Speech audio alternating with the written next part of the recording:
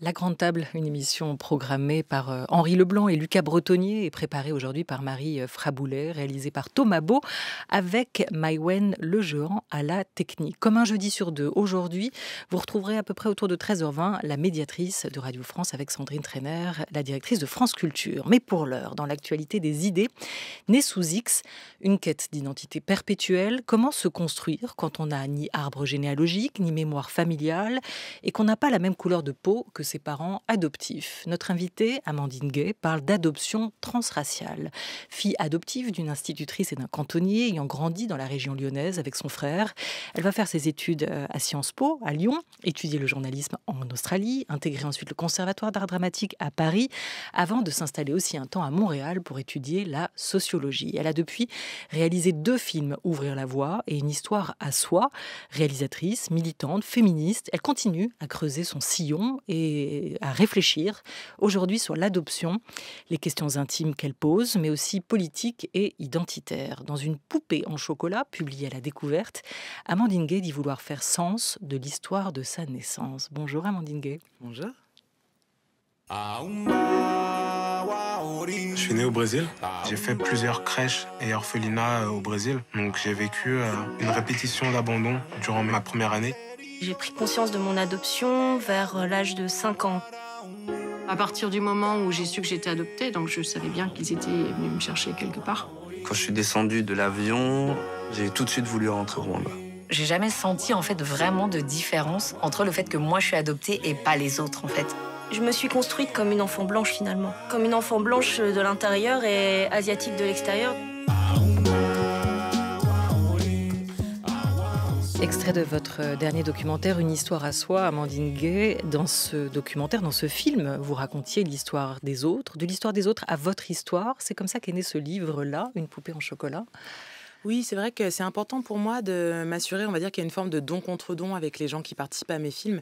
Et c'est vrai que pour le premier, Ouvrir la voie, qui donc partage l'expérience de femmes noires en France et en Belgique, moi j'avais déjà pris beaucoup la parole en tant que femme noire dans l'espace public, tant sur mon blog que dans les articles que je pouvais écrire sur Slate. Et donc voilà, il y avait quelque chose d'assez équitable, on va dire, dans le fait de s'exposer en tant que femme noire dans l'espace public pour moi et pour les participantes du film. C'est vrai que sur l'adoption, j'avais beaucoup moins parlé de mon histoire en public.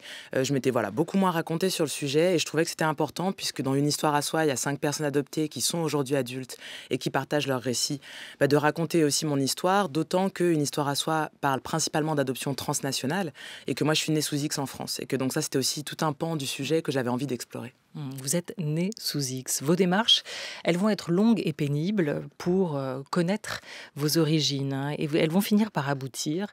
Vous avez réussi à mettre un nom au bout du compte sur le X. Vous avez depuis écrit d'ailleurs à votre mère biologique. C'est presque la fin de l'histoire et je commence par ça pour expliquer peut-être aussi la genèse de ce livre. Vous avez depuis donc écrit à votre mère de naissance, comme vous le dites.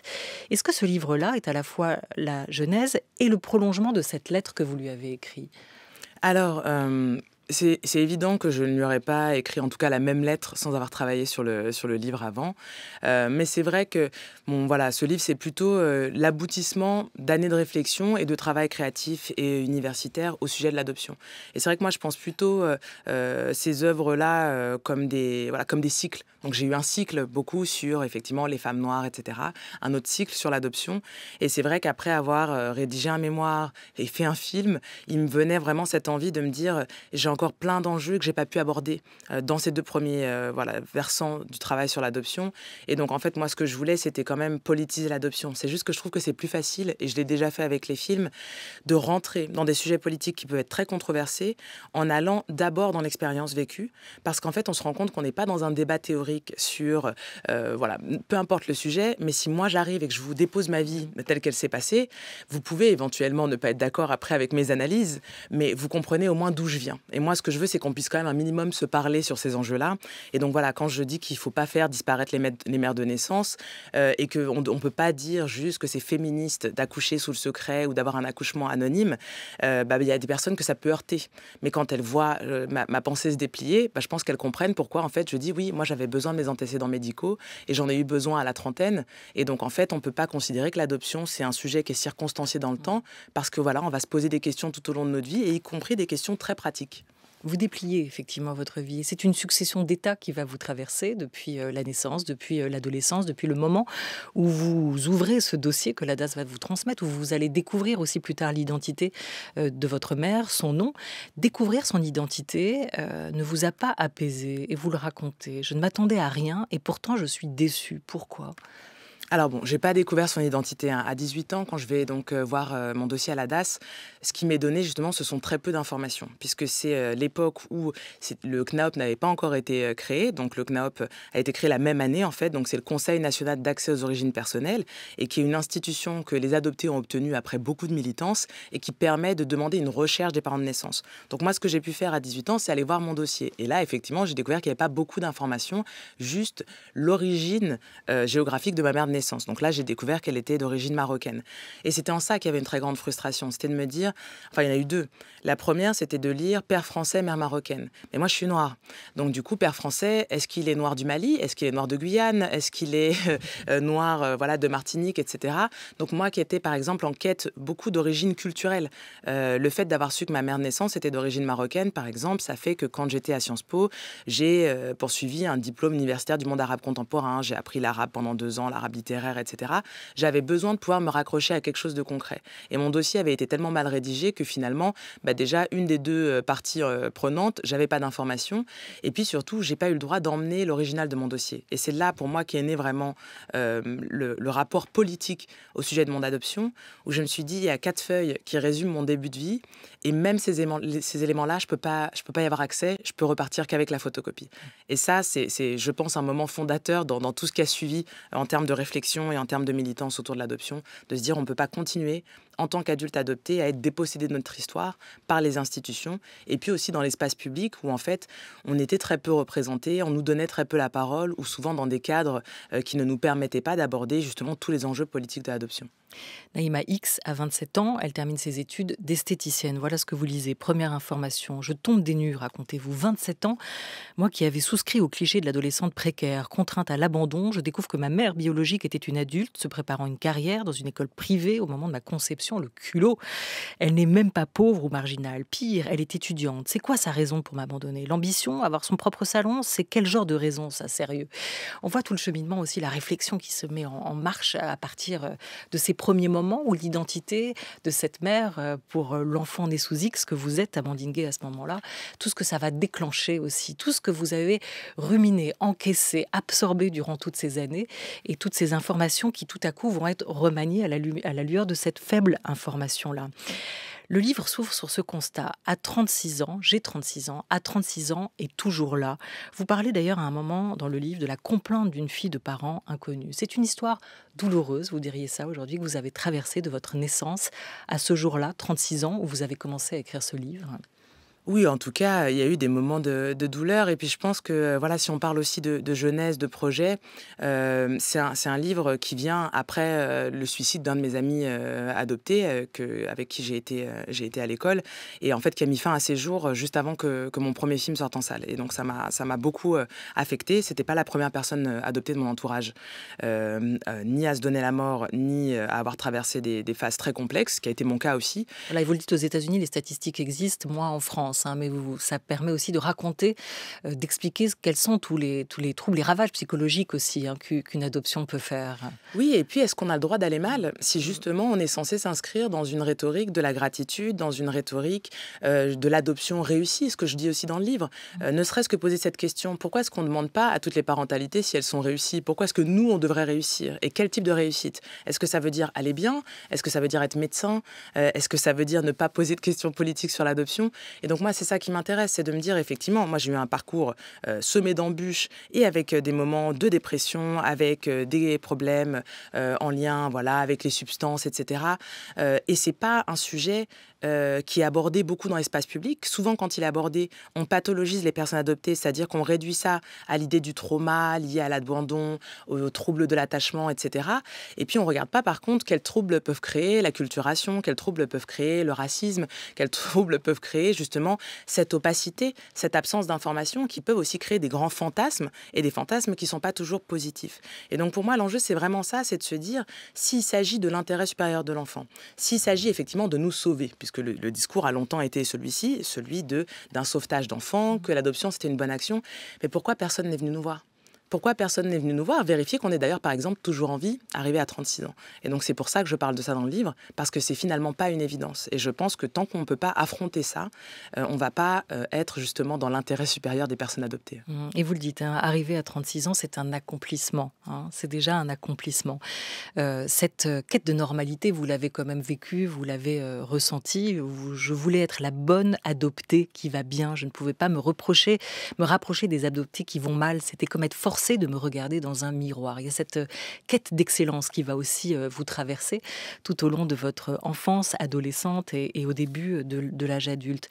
Cette quête d'identité, on le disait, née sous X, comprendre d'où l'on vient, qui on est, à partir de quel moment vous diriez qu'elle a vraiment commencé à être obsessionnelle ? Alors, je ne sais pas exactement pour l'obsession. En fait, moi, je dirais surtout à quel moment elle est devenue peut-être productive dans ma vie. Alors, vitale. C'est-à-dire que l'enjeu, c'est est-ce qu'on veut passer son temps à être défini par les autres. Et donc, le problème, quand vous grandissez minoritaire dans une société donnée, donc ce qui est mon cas, donc non seulement j'étais une fille noire, enfant, mais j'étais en plus une adoptée, non seulement vous n'avez pas beaucoup de gens qui vous ressemblent autour de vous, de modèles sur lesquels vous appuyez, mais par contre, vous êtes un espace de projection qui est extrêmement intense. Et donc, qu'il s'agisse des inconnus qui, au supermarché, disent devant vos parents « Oh là là, c'est bien ce que vous avez fait. Oh, mais est-ce qu'elle est à vous, cette petite ?» Qu'il s'agisse des enfants à l'école qui vous disent « Mais elle est où ta vraie mère ?»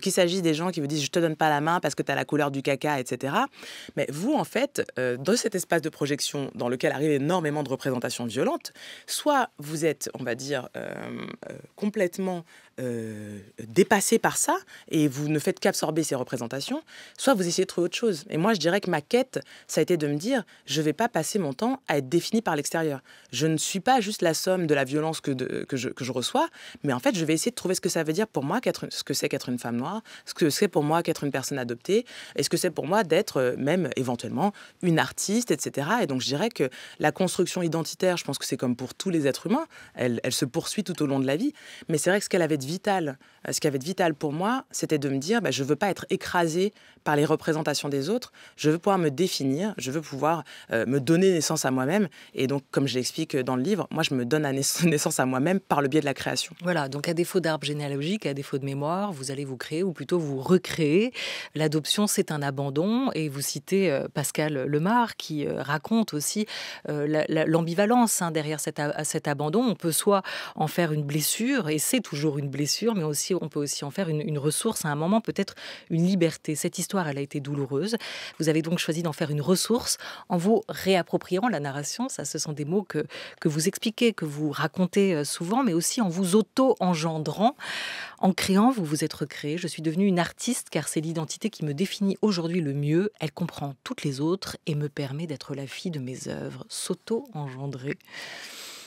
Oui, c'est très important, je pense, et en particulier parce que c'est quand même un livre dans lequel j'essaie aussi de m'inscrire dans des filiations théoriques ou poétiques, et c'est quelque chose qu'on retrouve beaucoup dans l'écriture des femmes noires, cette idée justement de se donner naissance à soi-même quand on n'existe pas beaucoup dans l'espace public, quand on n'existe pas beaucoup dans l'imaginaire, et quand on n'existe pas beaucoup dans les archives. Et c'est vrai que ça, c'est une autre obsession personnelle que j'ai, les archives. C'est pour ça que le dernier film est un film d'archives, c'est-à-dire qu'est-ce qu'on peut laisser comme trace, qu'est-ce qu'on peut créer comme discours, mais aussi, encore une fois, du coup, moi, j'ai des filiations plutôt peut-être imaginaires. Donc, dans le livre, je cite Maryse Condé, dont la motivation pour écrire Tituba, sorcière de Salem, c'est de se dire, je vais rendre une historiographie à un personnage qui a été complètement minoré dans l'histoire, qui a été complètement ignoré.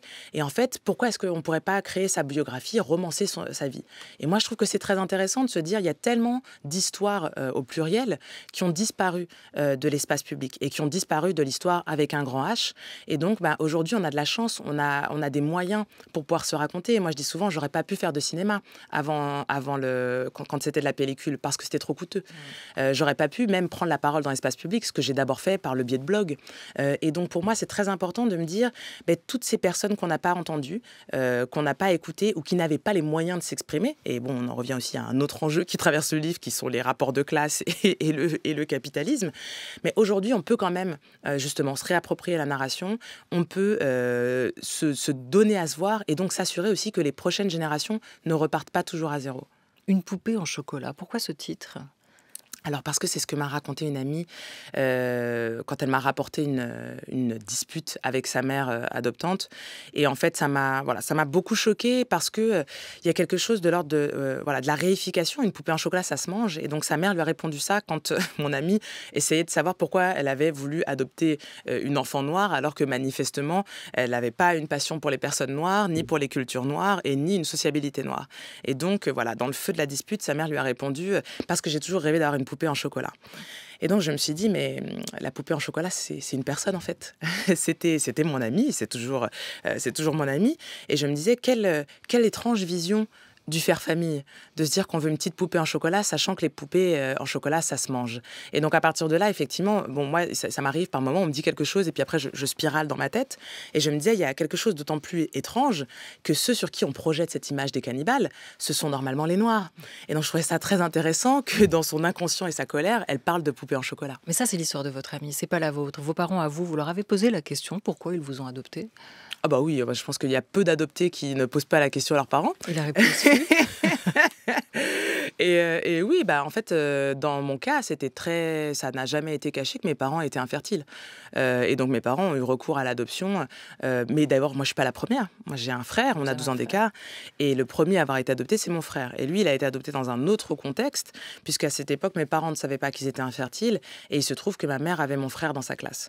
Et donc, il s'agit d'une rencontre. Et j'en parle aussi dans le livre, parce que pour moi, la parentalité, ça devrait être ça. La famille, ça devrait être une rencontre. Et comme mon frère était assez grand, mes parents ont pu lui demander s'il voulait être adopté. Et ça, c'est aussi une chose qui, je pense, devrait changer. C'est-à-dire qu'à 7 ou 8 ans, une personne peut vous dire si oui ou non elle veut être adoptée.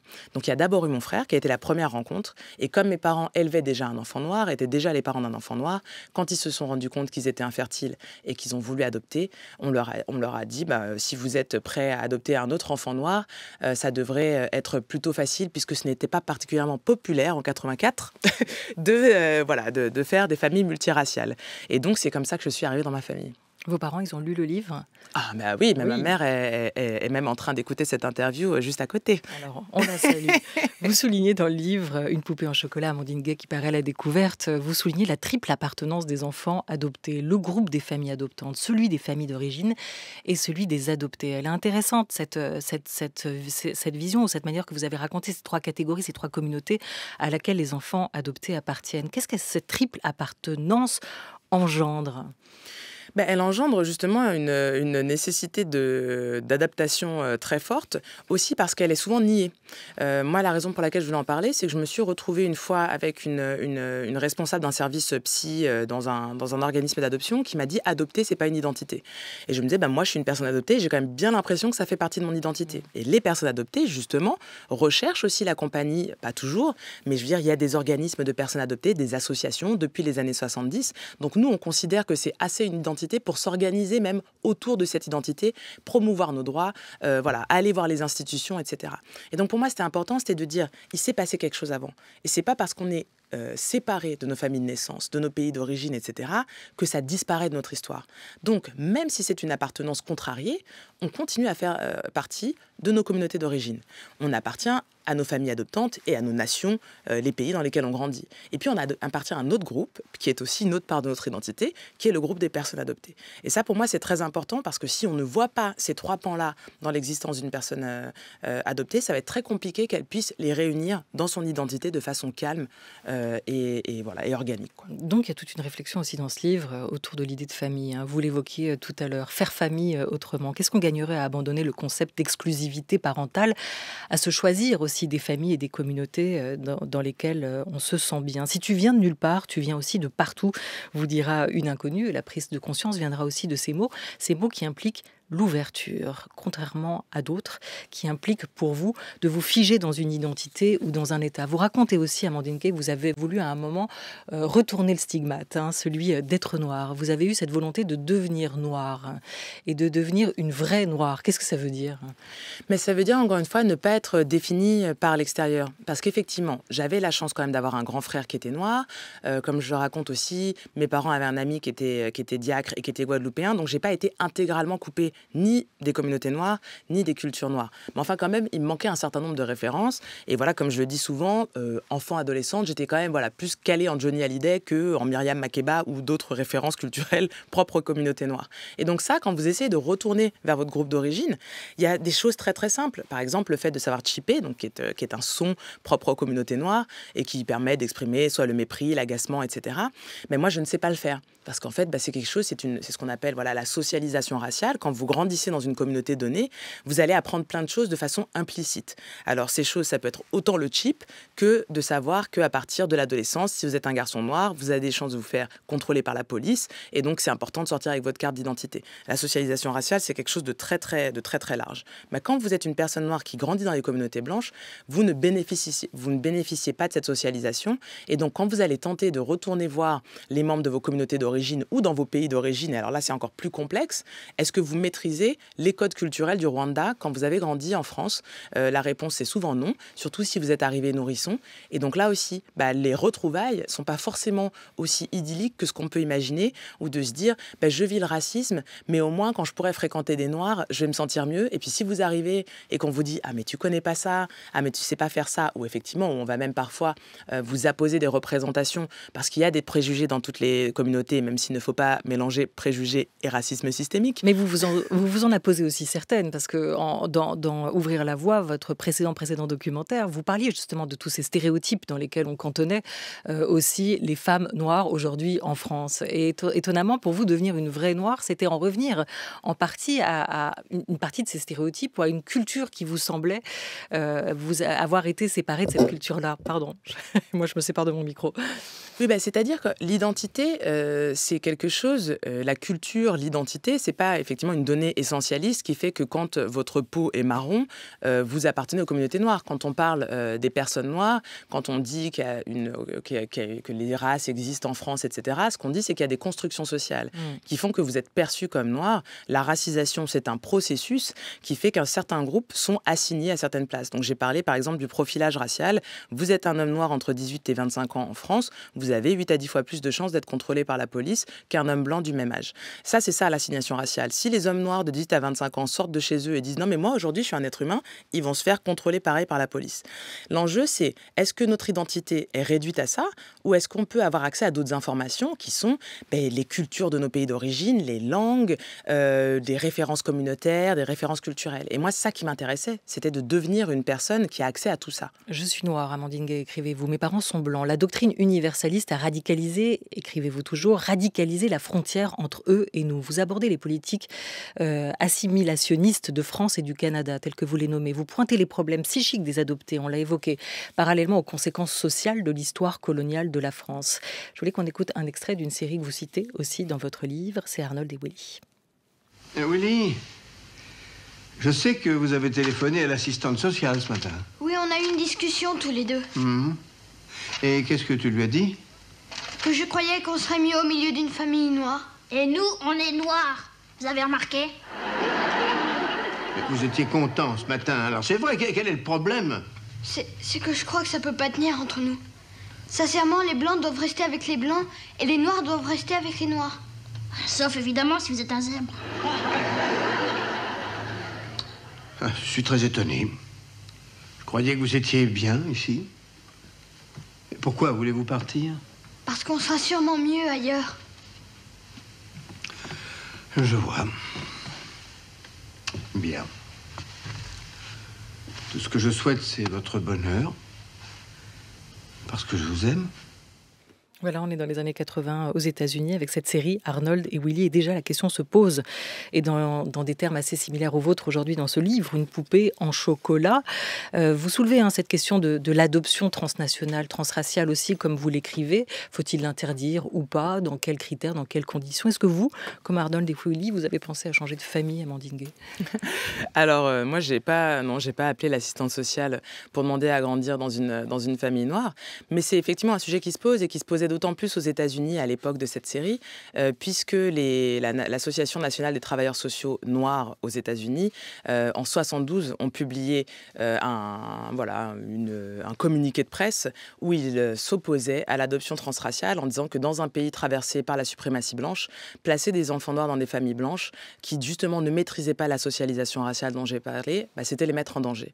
Et donc pour moi, l'enjeu, c'est d'aborder ces questions aujourd'hui parce qu'en fait, le débat, c'est pas tant de savoir si on va l'interdire, pas l'interdire, parce que c'est pas ça qui va se passer.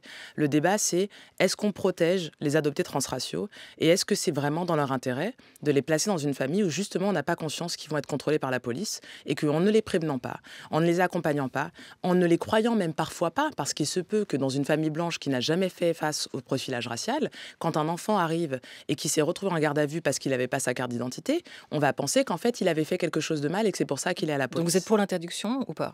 Pas du tout. C'est pas ma façon de penser. C'est pour ça que j'ai écrit un livre de 359 pages. Et il s'appelle Une poupée en chocolat. Il est publié à La Découverte. Merci à vous, Amandine Gay. Merci. Culture, il est 13h23.